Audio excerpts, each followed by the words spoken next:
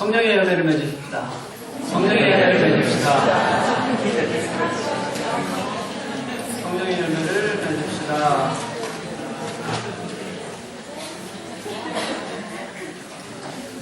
웃으면서 하긴 하지만 이게 그렇죠? 네. 오늘은 성령의 열매 마지막 시간입니다. 성령의 열매 9가지는 우리가 이미 끝이 났는데요. 오늘은 이 성령의 열매를 어떻게 우리 삶 속에서 살아갈 수 있을까 하는 삶을 사는 문제에 대해서 함께 같이 나눠보려고 합니다. 성령의 9가지 열매 순서대로 혹시 하나도 틀리지 않고 하실 수 있는 분 있으신가요? 손 들고 하세요. 그냥 막 한 척 하죠. 예. 안 일어나셔도 되는데. 손만 드시고, 예. 선물 나중에 줄게요. 하시면 됩니다. 네.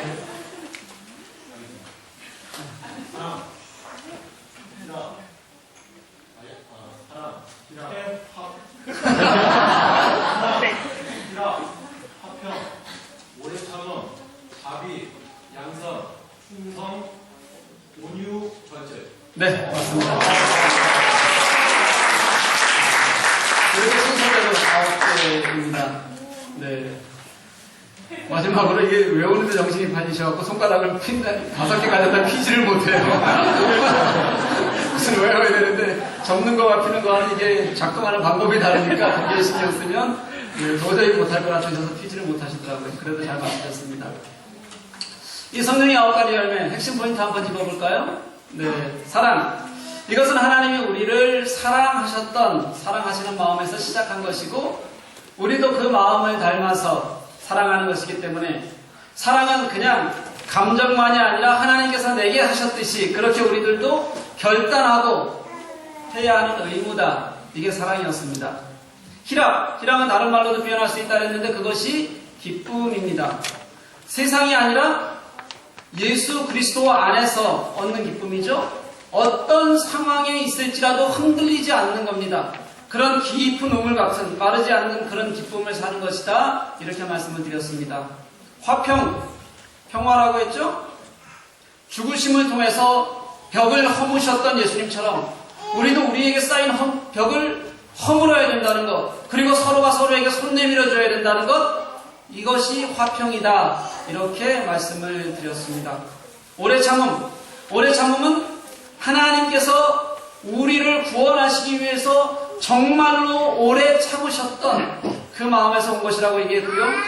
우리도 그 마음으로 서로 참아주되 억지로가 아니라 탄식함이 없이 정말로 참 마음으로 그렇게 기다려주는 것, 이것이 오래 참음이다. 이렇게 말씀을 드렸습니다. 자비요. 예수님이 우리를 불쌍히 여기셨듯이 예수님이 우리를 사랑하신 것도 그의 불쌍하게 여기는 마음에서 오셨듯이 우리도 서로를 좀 불쌍히 여기는 마음을 가지고 아파하는 마음으로 그렇게 보여주며 살자. 이것이 자비였습니다. 네, 제가 지금 뭐 하고 있는지 모르겠어요. 그렇죠? 혹시 기억날까 해서 PPT로 한줄 요약까지 해가지고 보여주는데도 지금 교우들의 90%는 눈만 멀뚱멀뚱 내가 언제 저런 말씀을 듣기는 했나 하는 표정들이 대부분이십니다. 뭐 그래도 좋아요. 저는 그래도 여러분들을 사랑하기 때문에 저는 불쌍히 여기는 마음으로 도와주는 겁니다. 그리고 여러분들이 언제까지 그래도 저는 오래 참을 겁니다. 그게 저에게는 하나님의 화평을 이루어가는 방법이거든요. 그리고 이렇게 하나도 안 웃은 것 같지만 그런 얼굴로라도 이곳에 여러분들이 앉아 계시다는 것만으로도 얼마나 기쁜지 모릅니다. 사랑합니다. 네, 고맙습니다. 그렇지만 조금이라도 떠올리려고 노력하면 훨씬 더 기쁘지 않을까 생각이 들어요. 몇 개 했죠? 네, 6개 할 차례죠. 그러니까 이제 4개 남았습니다. 그 다음에 양선, 선함이라고 했습니다. 우리 삶에서 착함을 드러내자. 불쌍히 여기는 마음이 내 마음 내면적인 것에 가깝다면 우리가 착함은 불쌍히 여기는 마음이 겉으로 드러나서 사는 것이다. 이렇게 말씀을 드렸습니다. 충성이 있습니다. 충성은 하나님을 신뢰하는 태도에서 나오는 것이다. 이렇게 얘기했죠. 그 신뢰로 우리가 정말 예수 안에서 내가 복음을 위해서 최선을 다해서 살아가는 것, 그것도 그냥 사는 것이 아니라 내 힘에 넘치도록 하나님의 영광을 위해서 사는 것, 우리는 이것을 충성이라고 합니다. 절제는요, 내가 하나님이 내게 주신 길이 있어요.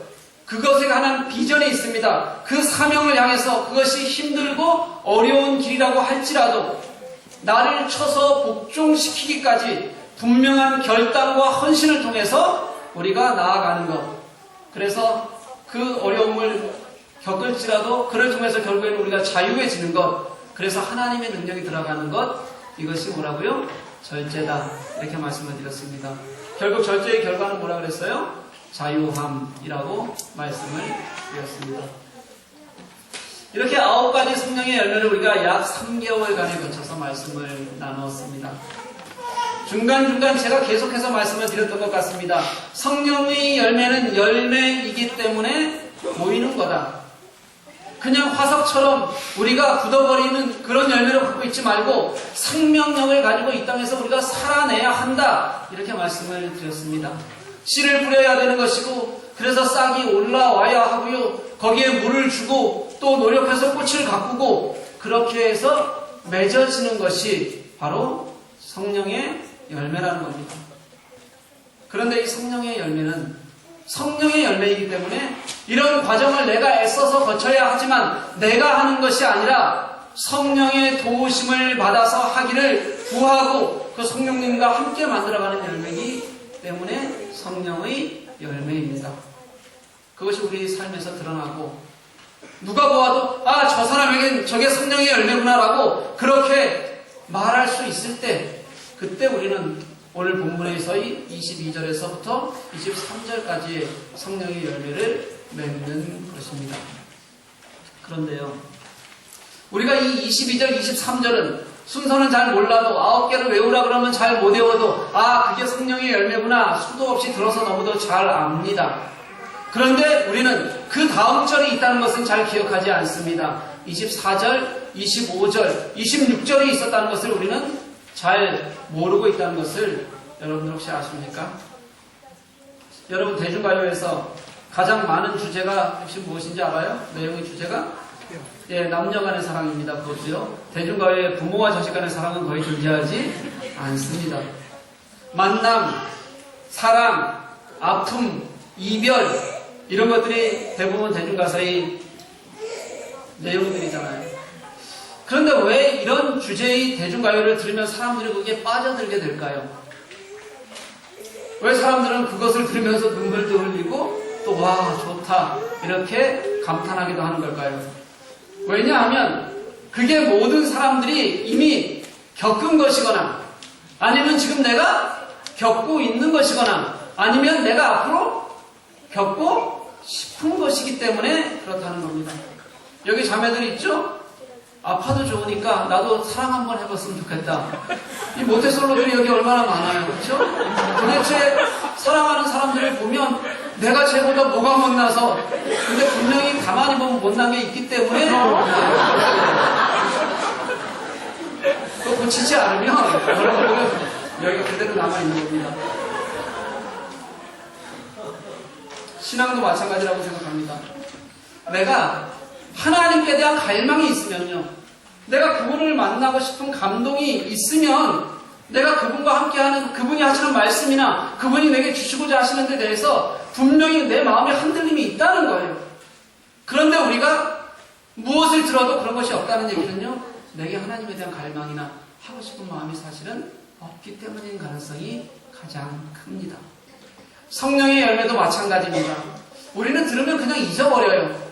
그러니까 당연히 삶으로 열매 맺지 못합니다. 이유는 22절, 23절은 우리가 알고 있는데 24절부터 26절까지는 있는지도 잘 모르는 그런 삶을 우리가 살고 있다는 것입니다.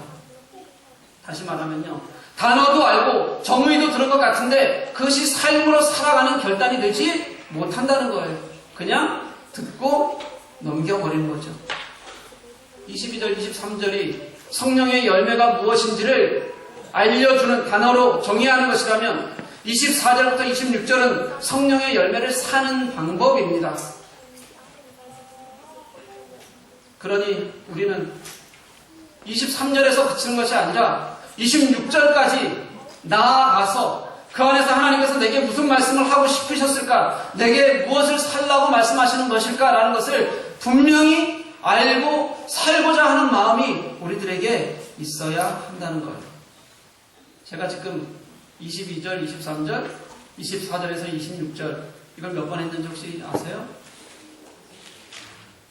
예? 네 번이요? 3번 했습니다. 원래는 4번을 썼다가 한 번 줄였어요. 너무 많은 것 같아서 한 번 줄이고 왔습니다. 이걸 갖고 뭐라 그러냐면 반복학습, 강조법 이렇게 얘기하는 거죠. 이제 갈라디아서 9에 나오는 9가지 성령의 열매, 사랑과 희락과 이런 얘기를 들으면 24절 이후에 그것에 대해서 사는 방법이 있지 라는 것을 여러분들 떠올리셔야 합니다. 그러라고 제가 이렇게 여러 번 강조하는 거예요. 이렇게 얘기해도 머리에서 탁 하고 24절이 떠오르지 않으면 여러분들 삶과 지식세포의 사망에 제가 조의를 구합니다. 더 이상 안 하셔도 돼요. 그럼 없어요? 그래도 가지려고 노력해보세요. 24절부터 어떤 내용이 있는지, 우리가 성령의 열매를 사는 방법이 무엇인지 한번 살펴보도록 하겠습니다. 성령의 열매는 하나님의 성품으로부터, 내가 아닌 성령의 도우심으로부터 가능한 것이기 때문에 그 첫 번째 단계는요, 나를 버리는 것, 우리의 욕심을 십자가에 못 박는 것으로 시작됩니다. 24절을 한번 같이 한번 읽어보겠습니다. 시작. 그리스도 예수의 사람들은 육체와 함께 그 정욕과 탐심을 십자가에 못 박았느니라. 아멘. 바울 서신에서 육체라고 표현하는 것은요, 몸을 말하는 것이 아닙니다. 우리 인간이 가지고 있는 죄성, 악함, 부패성, 이런 모든 근본이 되는 죄의 속성 자체를 말하는 게 바울 서신에서는 육체라는 표현으로 얘기할 때가 많습니다. 이 죄의 출발을 두 가지로 얘기하는데 그게 뭐냐면 하나는 정욕이고 하나는 탐심이에요. 지난주에 말씀드렸습니다. 정욕은 내가 의지적으로 노력하려고 노력하지 않아도 우리 속에서 드러나게 되는 내면적인 욕구입니다. 인간은 가만히 두면요, 이 정욕이 늘 꿈틀거리게 되어져 있어요. 그래서 하나님이 원치 않는 방향으로 우리의 삶을 자꾸 끌고 가게 됩니다. 그래서 정욕은 늘 제어하려고 노력해야 한다는 거예요. 그리고 욕심은요, 더 가지기 위해서 추구하는 우리의 욕망입니다. 이것은 가만히 두면 점점 더 커지는 그런 속성이 있습니다.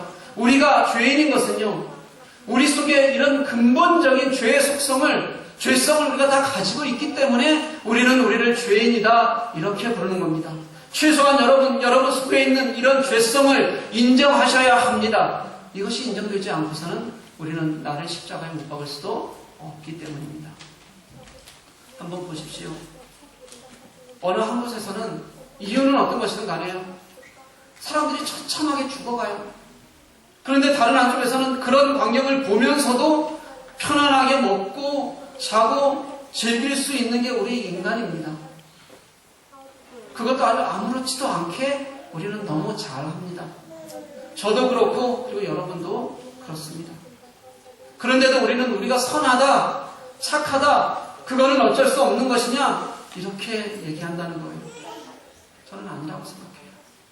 우리 인간의 근본적인 죄성이, 우리 속에 있는 정욕과 탐심이 우리를 자꾸 그렇게 살게 하는 겁니다. 그런 것에 우리를 무디어지게 하고 그리고 그것이 괜찮다고 말하는 거예요. 우리의 악함이요, 불쌍히 여기는 마음을 우리 속에서 빼앗아가는 거예요.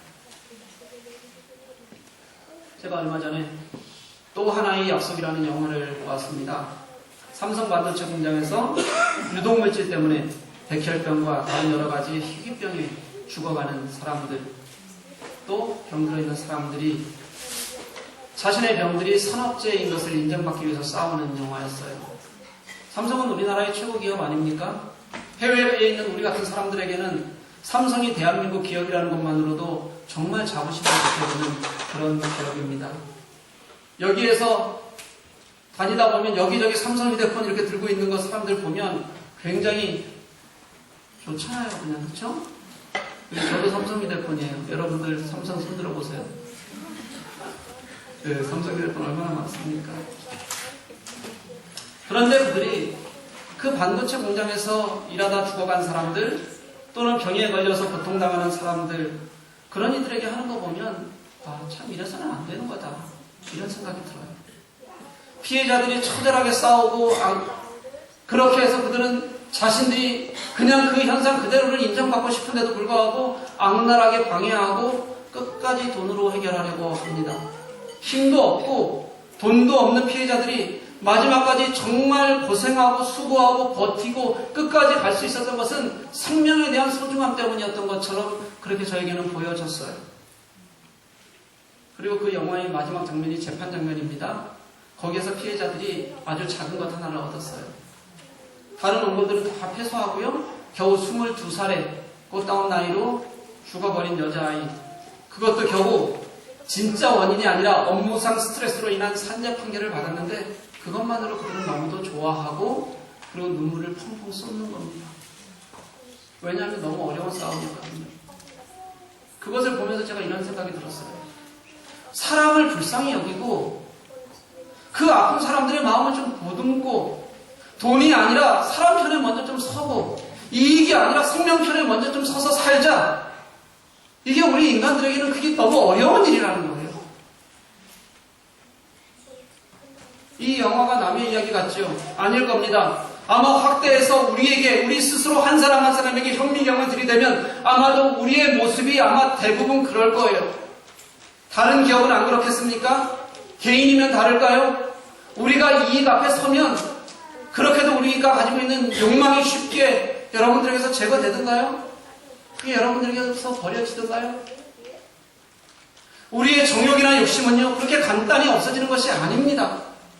영화를 보면서 저를 한번 보았어요. 저만 보아도 정말 모자라고 창피하고 내가 사는 게 참 파렴치하다 이런 생각이 들었습니다. 그렇게 제가 못됐어요. 제가 누리는 것만큼 정말 제가 그리스도인다운 삶을 살고 있는 건가? 내가 하나님께서 내게 주신 은혜만큼 내가 열매 맺는 삶을 살려고 하는 건가?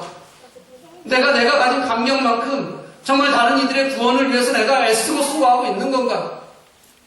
아니라는 생각이 듭니다. 그래서 우리에게는 예수님이 필요합니다. 그래서 예수님이 우리의 그 죄악을 위해서 죽으신 거고요. 그리고 너무도 감사하게도 우리가 그 예수님을 마음에 모시면 내가 그 예수님을 정말 내 구주로 고백하고 내가 그분과 함께 살겠다고 갈망하면 내가 제대로 살겠다는 마음을 가지고 그분에게 무릎을 꿇으면 우리도 우리의 정욕과 욕심을 그분과 함께 십자가에 못 박을 수 있게 하셨다는 거예요. 그게 바로 24절 말씀입니다.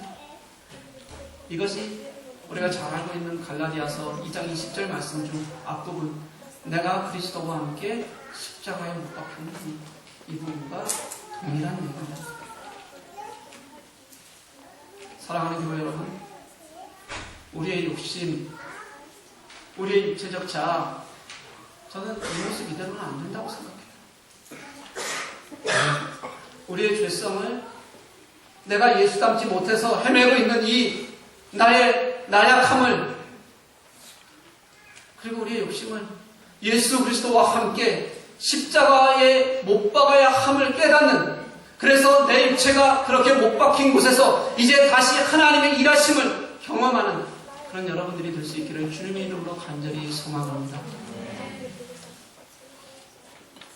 그렇게 내 육체가 정욕과 욕심이 십자가에 못 박힌다면 그 다음 단계는 성령으로 살고 성령으로 행하는 것입니다. 25절 말씀이죠. 같이 한번 읽겠습니다.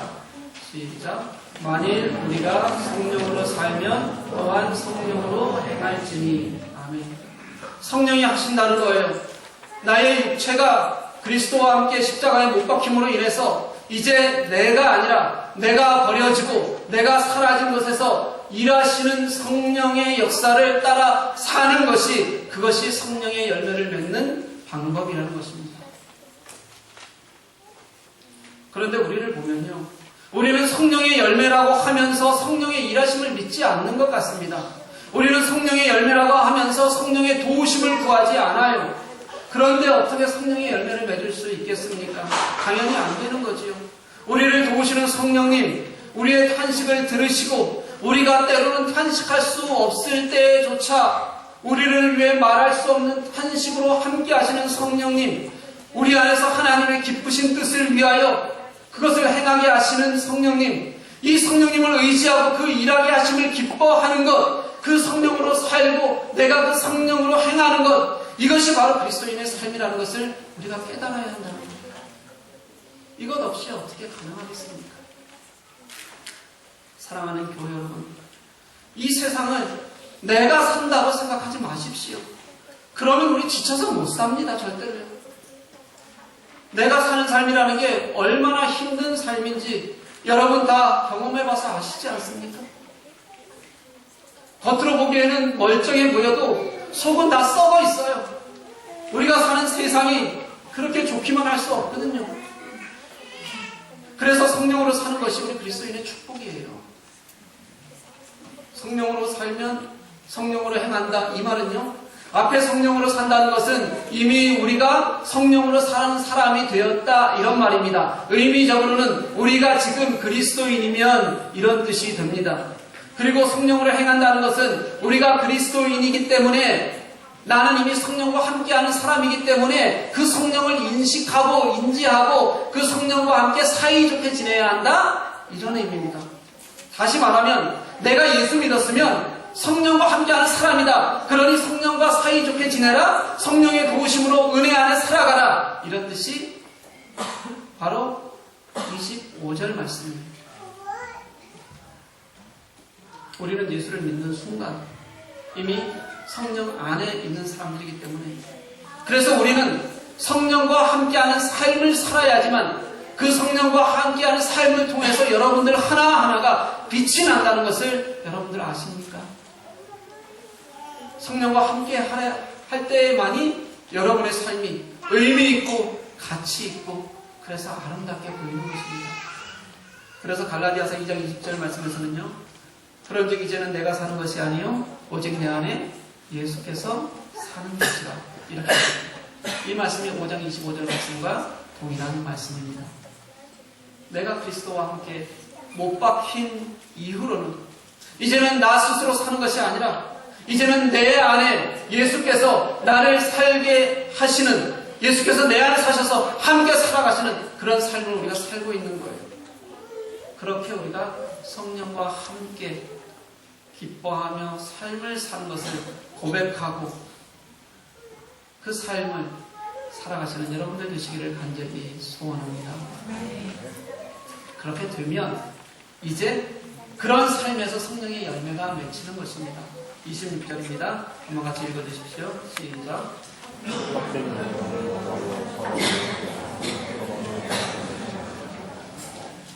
네, 굉장히 짧은데 한 목소리 읽기가 굉장히 어려우네요. 다시 한번 읽겠습니다. 시작. 헛된 영광을 구하여 서로 노엽게 하거나 서로 투기하지 말지니라. 여기서 말하는 노염과 투기는 공동체 안에서 일어나는 육체적 소욕을 통틀어서 말하는 것이라고 생각하면 될 것 같습니다. 우리가 성령으로 행하면 이런 우리 육체적인 소욕이 사라지게 되어져 있다는 것입니다. 그러니 당연히 내 육체적 소욕이 사라진 곳에서 성령의 열매가 맺히게 되는 것이죠. 이게 성령의 열매가 드러나는 가장 바른 공식입니다. 그래서 성령의 열매는요, 내가 무엇을 하겠다고 스스로 발버둥 쳐서 이루는 것이 아니라요, 그러면 그것조차도 사실은 성령의 열매가 아니라 자기의 의가 되어버려요. 제가 성령의 9가지 열매를 설명하는 동안 결단하십시오. 오늘 시작하십시오. 그래야 성령의 열매가 맺히게 됩니다. 이런 말을 여러 번 했습니다. 하지만 그조차도 내가 나의 결단으로만 자기 의로만 하는 것이 아니라 성령이 도우시는 분명한 단계가 있어야 한다. 이런 말입니다.